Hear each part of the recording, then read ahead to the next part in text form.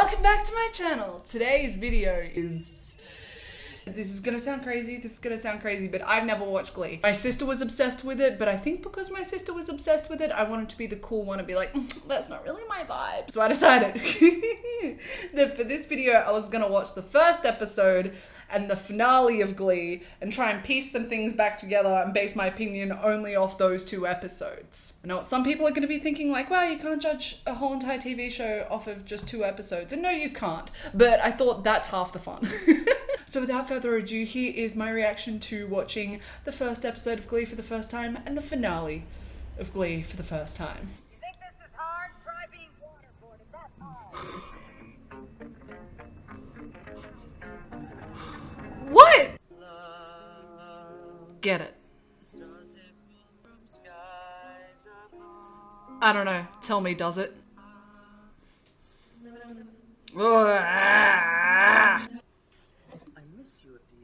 Why you gotta zoom in on the belt buckle though?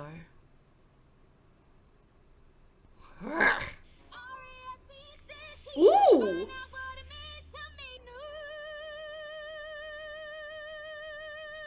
Oh, I get it.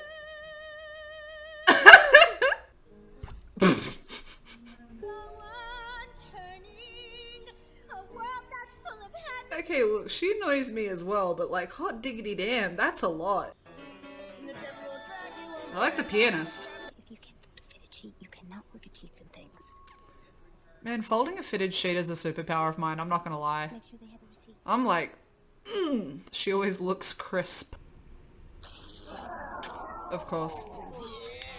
What are teenage boys like? Farts. Yeah, get it. I suddenly realized why Ooh, I had wanted stop to do staring something. though, please. Please stop staring. I don't even know who the chronic lady is. Look, if it were up to me, we wouldn't have mandatory bi-weekly afternoon locker checks. I've never He seen. placed pot in his locker, threatened to ruin his life just to make him join GLEE Club after perving on him in the shower. I hate this character. So this is supposed to be our competition, but I honestly don't think that they've got the talent that we've got. So let's be a good audience, alright? Oh, he's about to give them all an existential freaking crisis, isn't he?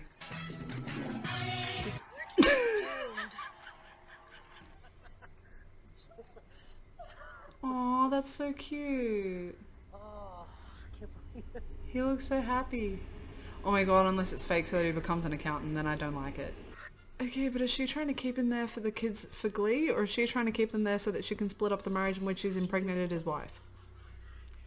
That was the greatest moment of my life. Ooh.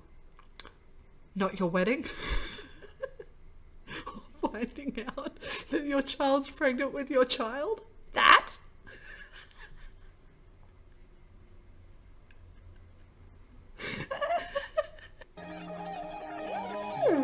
Get it, hotties.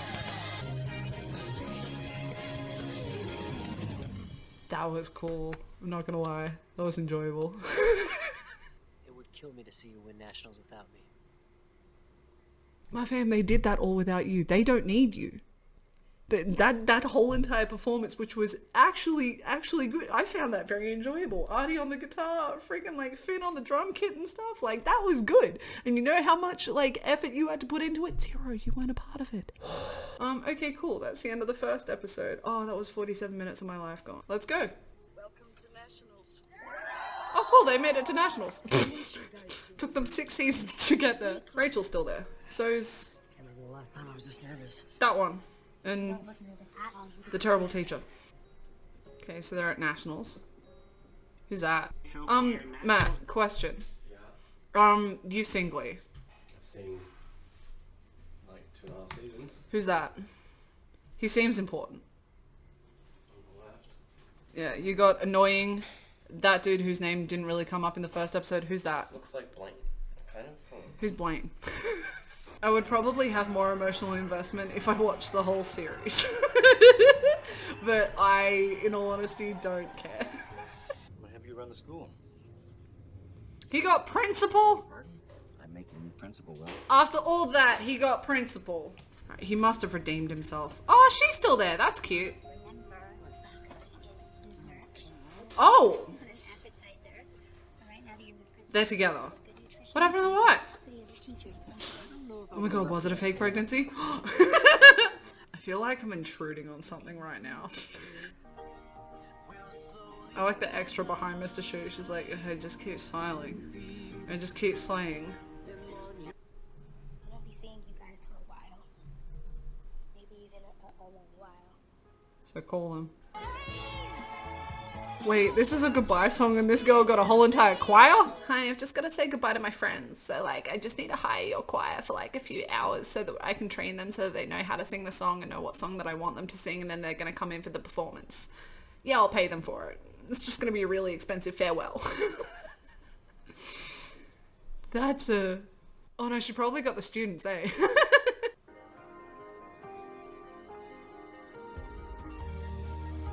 I don't know what I'm watching right now, but this shit's adorable. Out of my way. I can't tell you how much I just hate ABBA.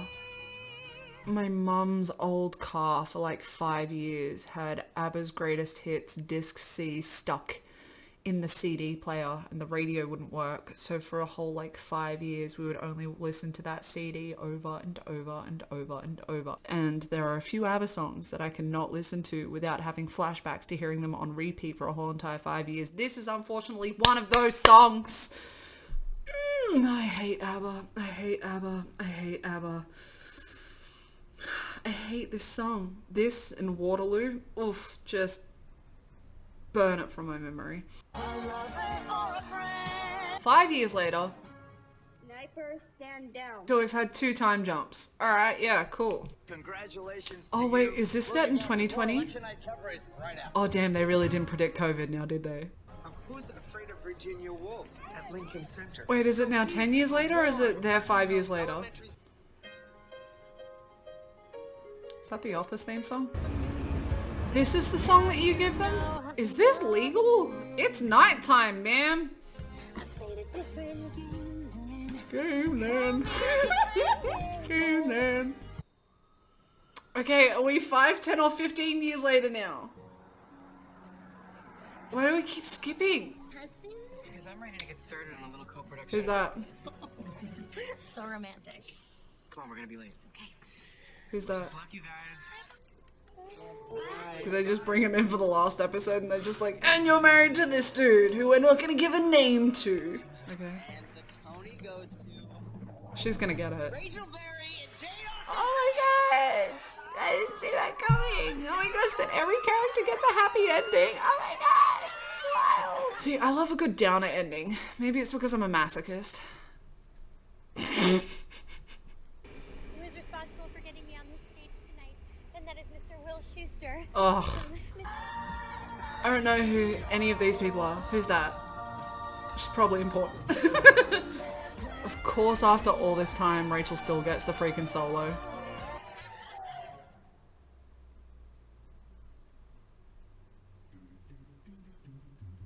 That's it?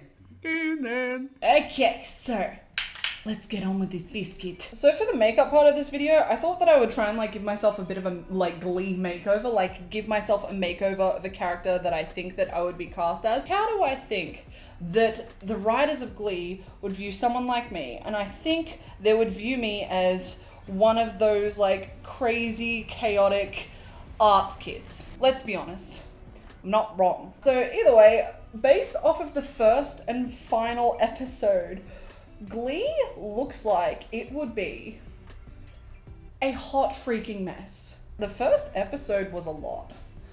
I couldn't tell what plot points I was supposed to be following. Maybe I was supposed to be following all of them. I don't even know. It kind of felt like a drama final performance. Like when you have to do a group performance with some friends, it's just kind of like, okay, what should we do? Everything. So based solely off the first episode, I think our main characters are Rachel, ugh, Mr. Shuster, ugh, and then Finn, who he seems redeemable. Only because they were the only characters that got like a little side piece, if that makes sense. Planes are going over again today, guys. I'm so sorry. So like Rachel went into her whole thing about how she has like a MySpace page and all the negative comments on it. Oh my gosh, the comment about like how she should be sterilized, that was a lot. And she annoys me, don't get me wrong. I don't think she deserves that level of, no one deserves that level of hate. Thinking a side bit about how his dad passed away and how his mum used to get the lawn man there or whatever, and then Mr. Shuster got the side bit about like having to become an accountant because his wife got pregnant or something like that. This is looking very me in year 7, so I'm not super fond of that, but I'm hoping that I should be able to like fix it.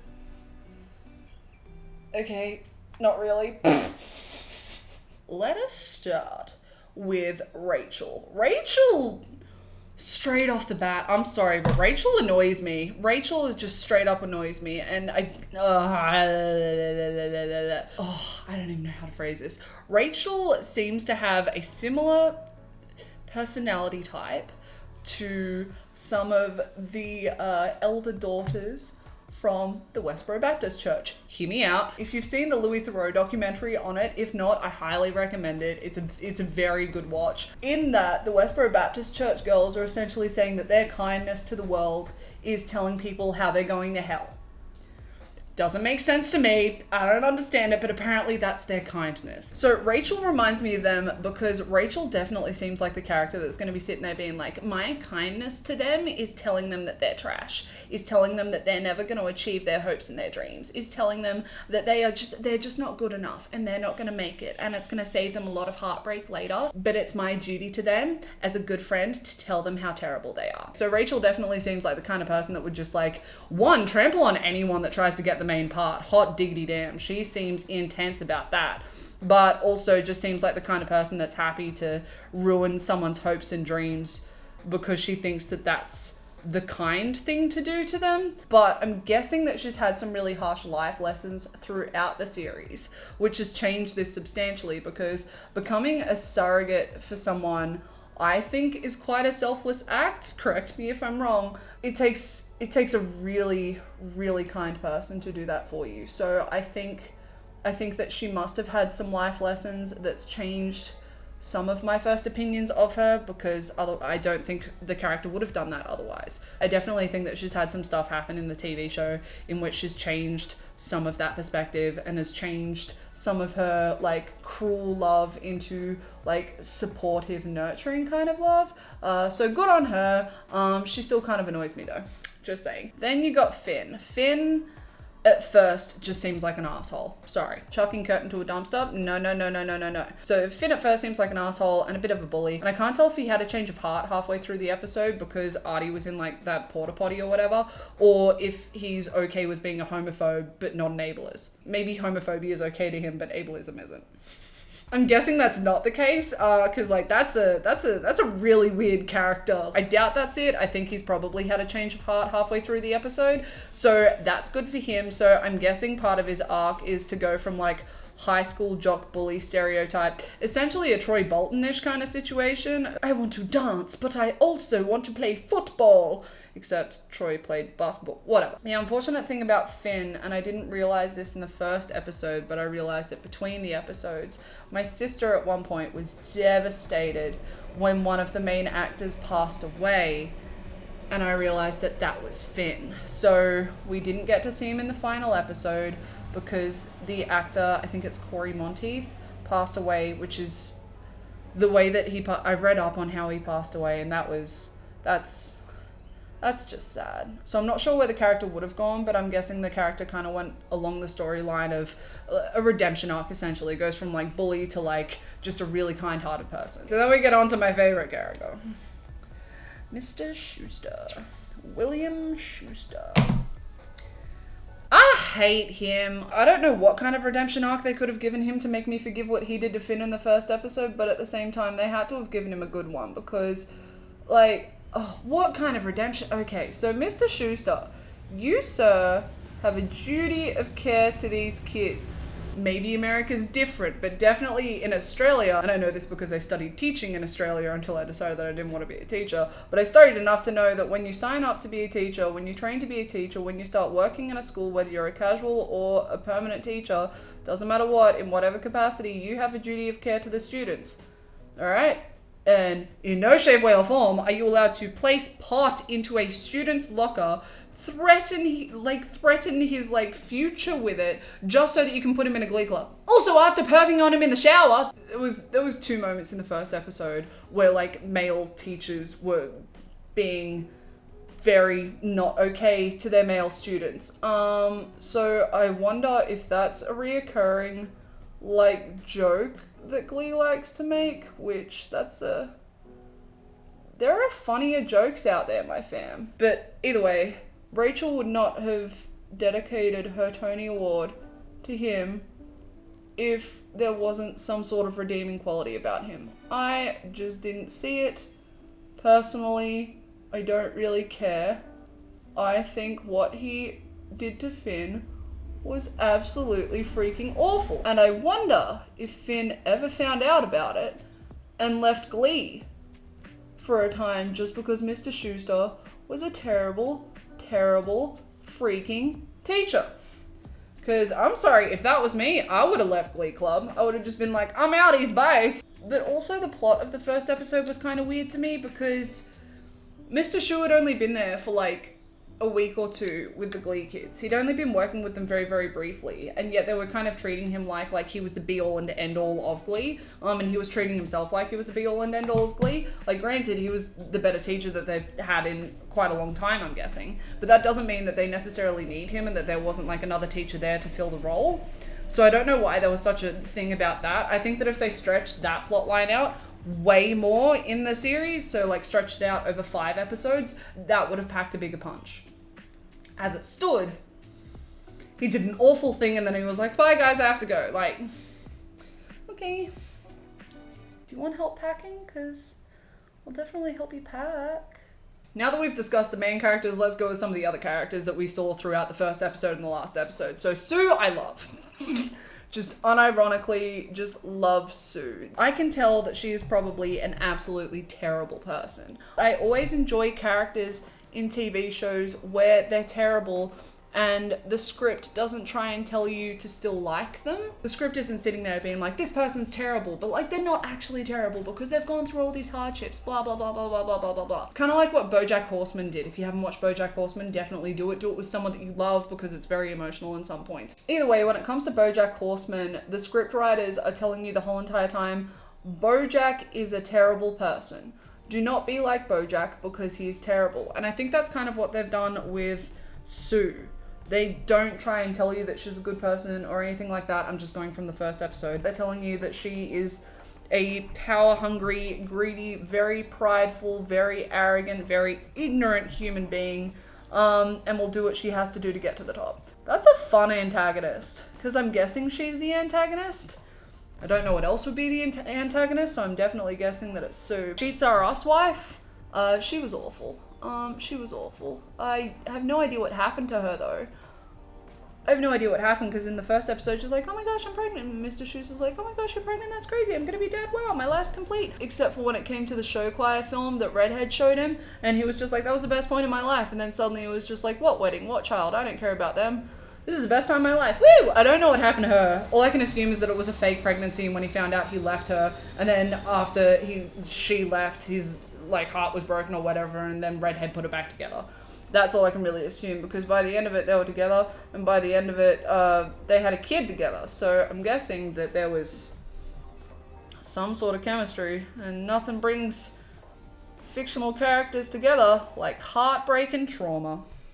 But with Mercedes, I'm glad that she got a happy ending. I'm hoping it's the happy ending that like the character wanted. I'm guessing it is. Opening for Beyonce, she seemed to be very excited about it. Because I essentially saw nothing of her like the first episode, and then all of a sudden she's like, I'm opening for Beyonce, yes! Look at this big church choir behind me, yes! The only thing I'm guessing with Mercedes' character is just looking at the general campiness of the TV show, I'm guessing that there was some definite tropes that were written for her, and I hope that that wasn't too saturated. I don't like when TV characters are just tropes because they lack substance.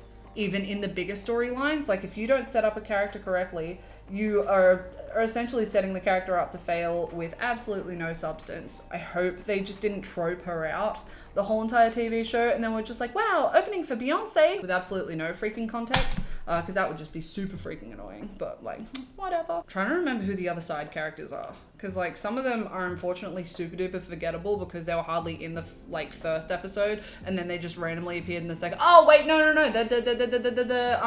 the two guys at the end. One was Kurt and one is possibly Blaine. I'm only saying possibly because my roommate couldn't identify if it was Blaine or not. There was like nothing of Kurt in the first episode except for that he was a fashionista. So there's nothing really to go off, which is kind of annoying. But when it came to like the last episode, they were married, they were doing like their Broadway kind of thing. I found out that he was homecoming queen, which is super duper cute. So I like that. And I like where the character sounds like he's gone. The only thing that like, I guess I would be concerned about, and I'm not sure if this is what they did, you guys would have to tell me because I've only seen 2 episodes of the freaking TV show. So the only concern that I would have for the characters of like Kurt and Blaine is if they just went straight for the stereotype. If they just went straight to the stereotype, because once again, you just get no substance. Give my characters substance, give my boys what they deserve. One thing that I hope that this show did do right was their love story, because I get sick to death of seeing TV shows writing in love stories that aren't straight, that aren't heterosexual, and it feels like almost like a token. And it's just all of a sudden like, here guys, here's your gay love story. And it's like, no, give me a love story where the characters just happen to be gay. Because like the love stories shouldn't differ, because they're like, a love story is a love story, and it doesn't matter who the people are. It doesn't matter who the people are. I'm trying to figure out how to phrase this. Where's my roommate? Matthew! Maybe he can put together my brain. So what I'm trying to say is... Can I guess what you're trying to say first? Just because I might tell you the interpretation I got from what you said. Okay. Effectively, you're saying that a bunch of media like tries to use LGBTQIA+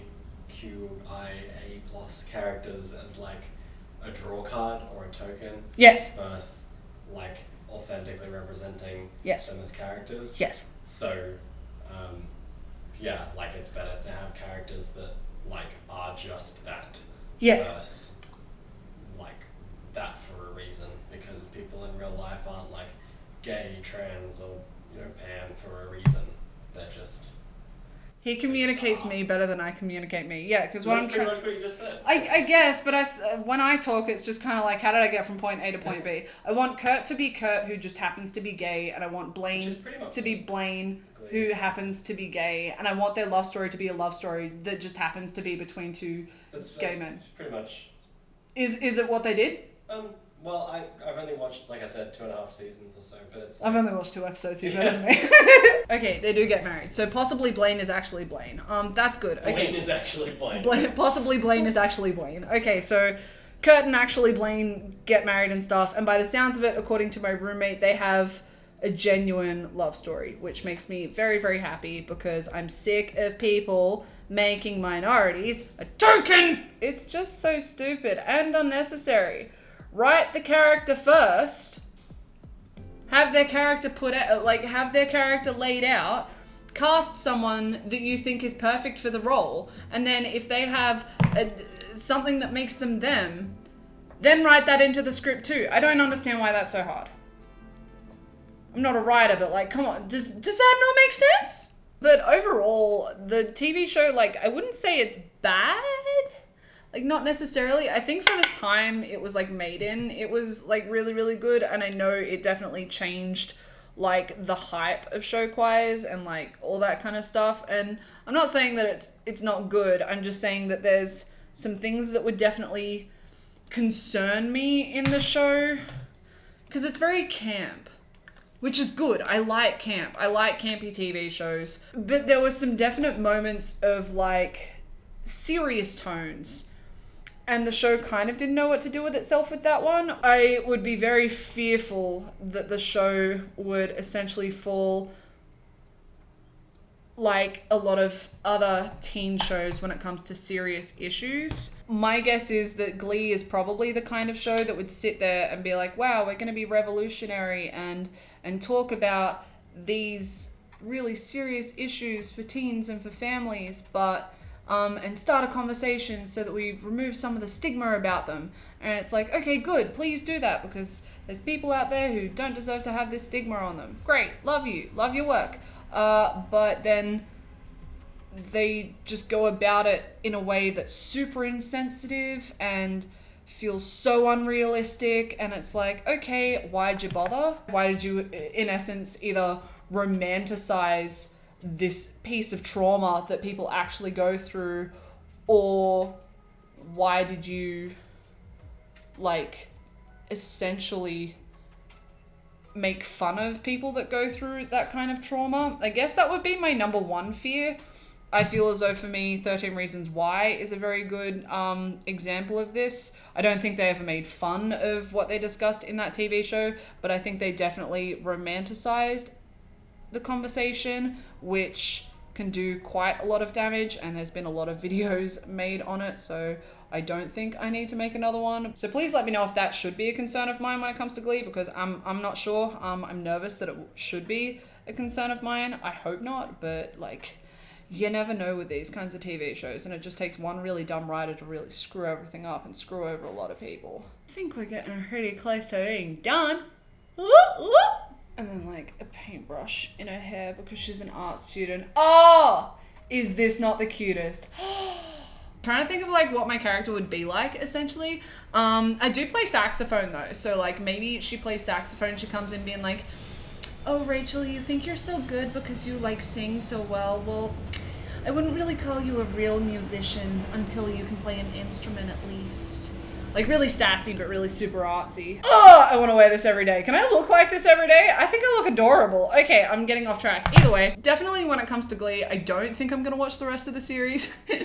Like, correct me if I'm wrong. I do think it's the kind of TV show that would probably be like, oh no, our students have been traumatized, but let's express it through song.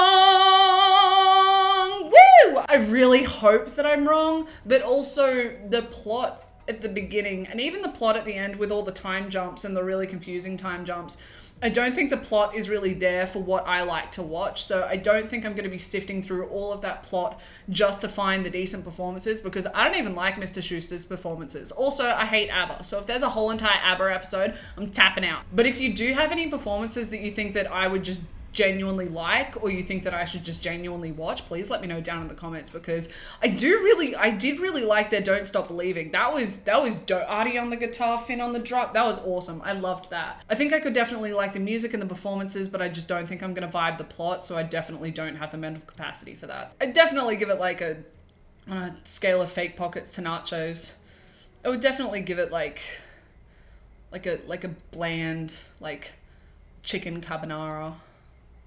Like, oh yeah, it's nice. And like, could use a bit of salt. Either way, that's what I think of GLEE. Let me know all your thoughts in the comments. Also, if you like this kind of video, please let me know if you have any other suggestions in the comments, because I essentially watch the same 10 TV shows over and over and over again, so there's lots that I haven't watched.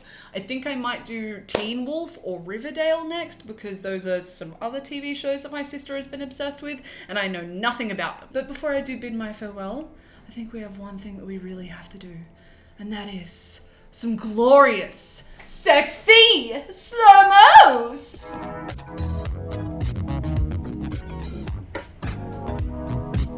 Boom. Because so many makeup artists are always like, ooh, ooh, with the like dubstep music in the background, whereas I'm just like click zoom. Either way, that is it for today's video. I hope that you enjoyed it. I hope that you liked this weird little formatting that I'm trying out. I hope that you liked my first impressions of GLEE being the first episode and the last episode. And I just hope that you are having a fantastic day, a fantastic week, a fantastic month, a fantastic year, and you are being as fantastic as always. Bye everyone! Whoop!